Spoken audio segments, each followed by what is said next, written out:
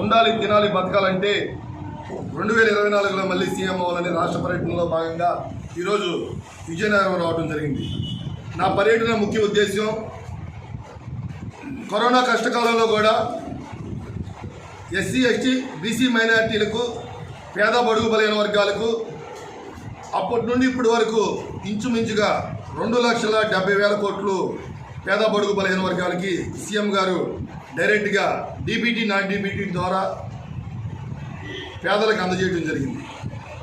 దానిలోనే ఓన్లీ ఎస్సీలకి 70,000 కోట్లు, ఎస్సీ పేద బడుగు బలైన వర్గాలకు ఎస్సీలకి 70,000 కోట్లు ఇవ్వడం జరిగింది.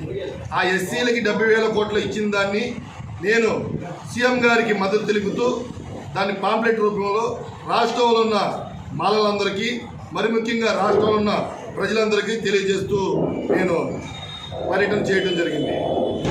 మాయకూటమి, మహాకూటమి ఏం చెప్తుందంటే రాష్ట్రంలో అభివృద్ధి లేదు, రాష్ట్రం రావణ కాష్ట అయిపోయింది, రానున్న రోజుల్లో కూడా జగన్మోహన్ రెడ్డి గారు వస్తే రావణ కాష్ట అయింది అని పదే పదే దుష్ప్రచారం చేస్తూ ఉన్నారు. అయ్యా, చంద్రబాబు నాయుడు గారు ఉన్నప్పుడు జన్మభూమి కమిటీల్లో పెన్షన్ కావాలన్న లంచమే, రేషన్ కార్డు కావాలన్న లంచమే, డెత్ సర్టిఫికేట్ కావాలన్న లంచమే, బెర్త్ సర్టిఫికేట్ కావాలన్న లంచమే, ప్రతిదీ లంచంతో ముడిపడి ఉంది.